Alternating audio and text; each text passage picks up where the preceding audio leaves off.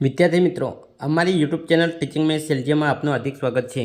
મિત્રો, આજે ધોરણ 7માં વિષય હિન્દી દ્વિતીય સત્ર વર્ષ 2024માં જે પેપર લેવલ છે તેનું આજે આપણે સંપૂર્ણ સોલ્યુશન કરીશું। જો વિદ્યાર્થી મિત્રો તમે પૂરેપૂરો વિડીયો જોશો તો તમને ખ્યાલ આવશે અને તમારે જે હિન્દી વિષયનું પેપર આવે છે તેમાં પણ તમને ખૂબ જ મદદરૂપ બનશે। જો વિદ્યાર્થી મિત્રો તમે ચેનલમાં નવા હો અને હજુ સુધી જો ચેનલને સબસ્ક્રાઈબ ના કરી હોય તો ચેનલને સબસ્ક્રાઈબ કરવા વિનંતી, જેથી તમને જે નવી નવી અપડેટ આવે છે તે અપડેટ મળતી રહે। હવે વિદ્યાર્થી મિત્રો વધુ સમય નહીં લેતા આપણે પેપર જોઈશું કે પેપરમાં કેવા પ્રશ્નો પૂછાય છે। તેમાં અહીં પ્રશ્ન 1 આપેલો છે અને અ છે, એટલે કે નિમ્નલિખિત પ્રશ્નો के उत्तर 4-5 वाक्य में लिखिए। विद्यार्थी मित्रों आ रीते 8 प्रश्न पूछायेला छे। तमारे जे पाठ्यपुस्तक छे तेमां जे पाठ आपेला छे तेमांथी आ रीते कोईपण प्रश्न पूछाई शके अने तेना 4-5 वाक्य में जवाब आपवाना होय छे। आपणे प्रश्न जोईशुं के केवा प्रश्नो पूछाया छे। हवे पहलो प्रश्न छे कि आप किसको प्रामाणिक इंसान कहते हैं। बीजो प्रश्न है कि आदमी सच्चा हीरा कैसे बन सकता है। तीजो प्रश्न है कि दूसरे देशों में लोग स्वच्छता के प्रति कैसे जागरूक हैं। चौथो प्रश्न है मृत्युदंड से पहले बालक ने कौन सी भीख मांगी। पांचमो प्रश्न है मुर्गी ने दाना कहाँ छिपाया था, क्यों। छठो प्रश्न से हास्य का मनुष्य के जीवन में क्या महत्व है। सातवां प्रश्न से हमें क्यों आयोडीन युक्त नमक खाना चाहिए। आठवां प्रश्न से सेजल के 2 गमले ने पौधों में से दूसरे गमले का पौधा क्यों बड़ा हो गया। आ रीते विद्यार्थी मित्रों 8 प्रश्न पूछाय छे। हवे ब आपेलुं छे कि निम्नलिखित प्रश्नों के उत्तर 4-5 वाक्यों में लिखिए। 4 गुण में पूछाय एटले 2-2 गुण में पूछाय छे। तेमां पहलो प्रश्न है बड़े होकर आप क्या बनना चाहते हैं, क्यों। बीजा में आपेलुं छे कि अन्य जीवों से मनुष्य महान कैसे है। तो विद्यार्थी मित्रों आ रीते हिंदी विषय में प्रश्नों पूछाई शके छे। तमे आ रीते तैयार करी शको छो। हवे आगळ जोईशुं तो प्रश्न 2 आपेलो छे। तेमां नीचे दी गई काव्य पंक्ति का भावार्थ लिखिए। અહીં એક કાવ્ય પંક્તિ આપેલી છે ને એનો ભાવાર્થ લખવાનો છે। काव्य पंक्ति आ रीते आपेली है कि पढ़ूंगी लिखूंगी मैं मेहनत करूंगी, अपने पाव चलकर मैं दुनिया को देखूंगी मैं दुनिया को समझूंगी, बेटी हूँ मैं। विद्यार्थी मित्रों आ रीते तमने कोईपण एक काव्य पंक्ति आपे अने तमारे एनो भावार्थ करवानो होय छे। आगळ प्रश्न नंबर 3 आपेलो है कि 2 में से कोई एक अपूर्ण कहानी को पूर्ण कीजिए। हवे 2 कहानी अपूर्ण कहानी एटले के अधूरी कहानी आपेली छे, तेमांथी कोईपण एक तमारे पूर्ण कहानी एटले के पूरी वार्ता लखवानी होय छे। आ रीते 5 गुण में पूछाई शके छे। आगळ आपणे नेक्स्ट जोईशुं तो प्रश्न नंबर 4 आपेल छे। प्रश्न नंबर 4 में आपेलो छे कि दिए गए 2 विषय में से कोई एक विषय पर पत्र लेखन कीजिए। आ पण 5 गुण में पूछाय छे। અહીં 2 विषय आपेला छे, जीवन में सफाई का महत्व अने बीजामां आपेलुं छे दहेज एक दूषण है। आ बेमांथी कोईपण एक विषय पर पत्र लेखन लखवानो छे। आ रीते 5 गुण में पत्र लेखन पूछाय छे, जे तमे तैयार करी देजो। आगळ नेक्स्ट प्रश्न 5 दिए गए शब्द का लिंग परिवर्तन करने वाक्य फिर से लिखिए।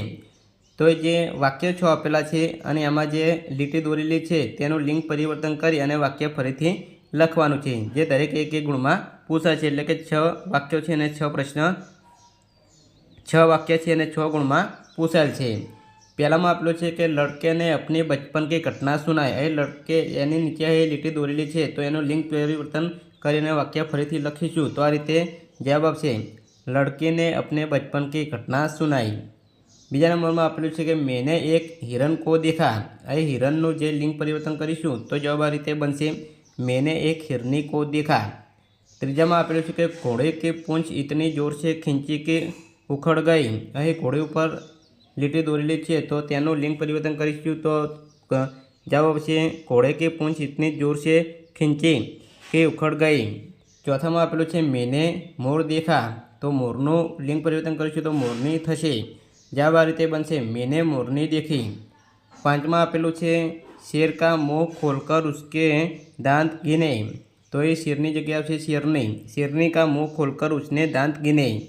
छठा नंबर में आपेलू है हाथी की सूंड पर हाथ रखा, तो हाथी जगह आपसे हाथी की सूंड पर हाथ रखा। तो विद्यार्थी मित्रों आ रीते लिंग परिवर्तन पूछाय छे, जे तमे तैयार करी देजो। आगळ प्रश्न नंबर 6 जोईशुं। तो प्रश्न नंबर 6 में आपेलू है कि विशेषण छांटकर उसका प्रकार लिखिए। અહીં જે વાક્ય આપેલું છે તેમાંથી વિશેષણ આપણે શોધવાનું છે અને તેનો વાક્ય પ્રકાર લખવાનો છે। तो पहला नंबर जोईशुं राता ने 2 लीटर तेल मंगवाया है। तो ये 2 लीटर ये परिमाणवाचक विशेषण है।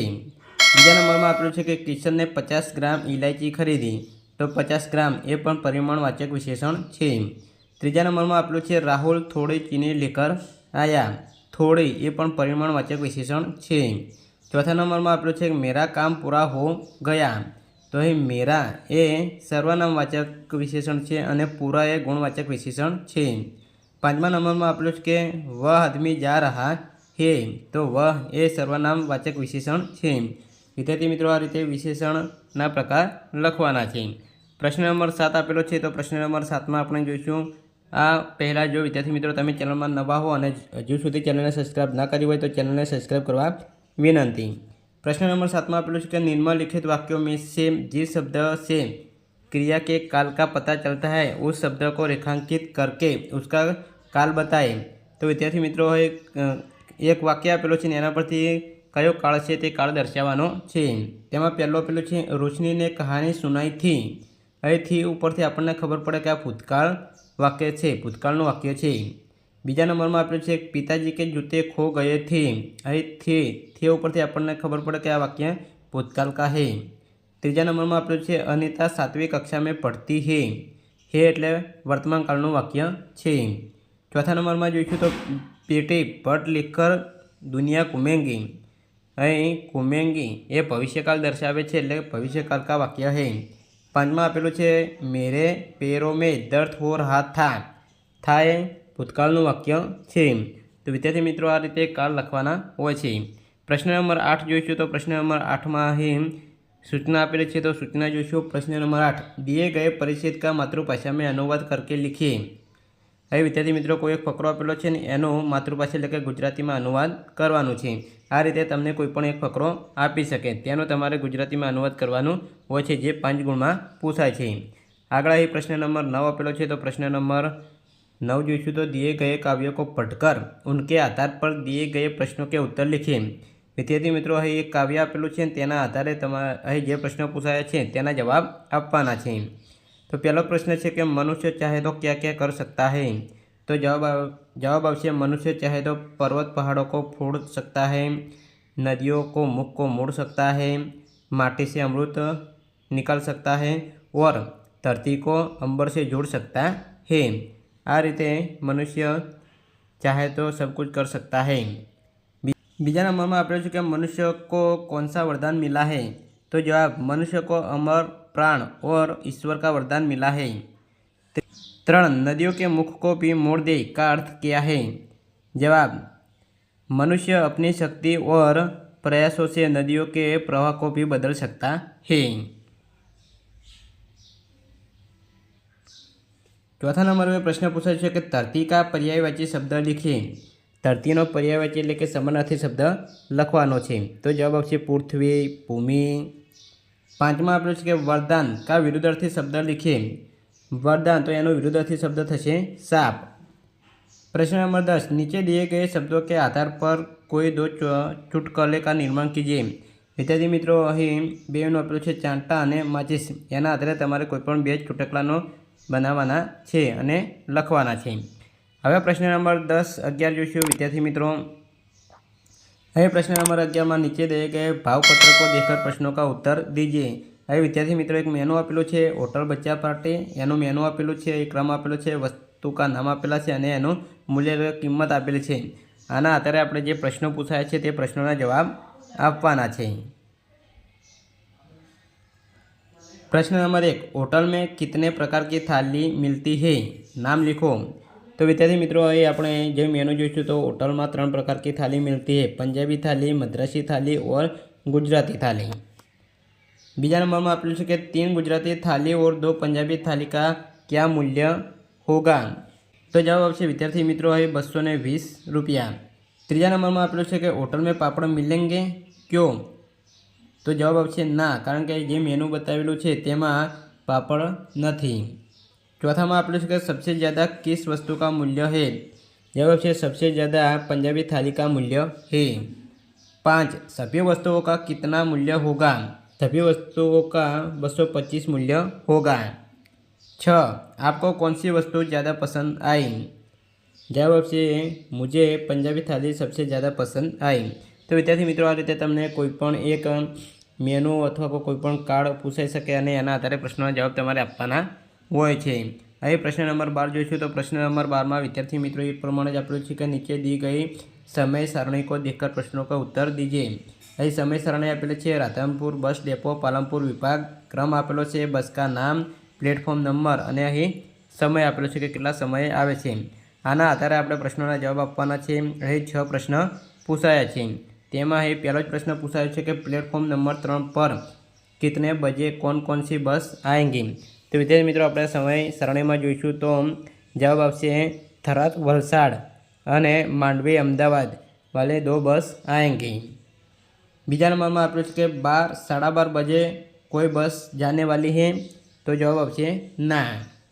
तीजा में आपेलुं छे कि मांडवी अहमदाबाद बस कितने बजे राधनपुर बस डिपो में आएंगी। तो जवाब आपसे 2:15 वागे। 4 विसनगर भुज बस में बैठने के लिए कौन से प्लेटफॉर्म पर जाना पड़ेगा। तो जवाब आपसे प्लेटफॉर्म नंबर 2। 5वां आपसे समय सारणी किस विभाग की है। तो जवाब आपसे समय सारणी पालनपुर विभाग की है। 6वां में आपेलुं छे कि 10 बजे से 11 बजे तक बीच में कितनी बस है। तो जवाब आपसे 3।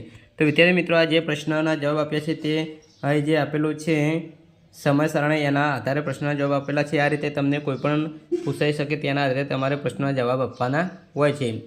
હવે વિદ્યાર્થી મિત્રો, વર્ષ 2024 જે વિષય હિન્દીનો પેપર લેવલ છે તેનું સંપૂર્ણ સોલ્યુશન પૂરું થાય છે। આ રીતે તમે તૈયારી કરશો તો તમારું પરિણામ પણ સારું આવી શકે છે। જો વિદ્યાર્થી મિત્રો વિડીયો સારો લાગ્યો હોય તો લાઇક કરો, શેર કરો અને સબસ્ક્રાઈબ કરો। Thank you.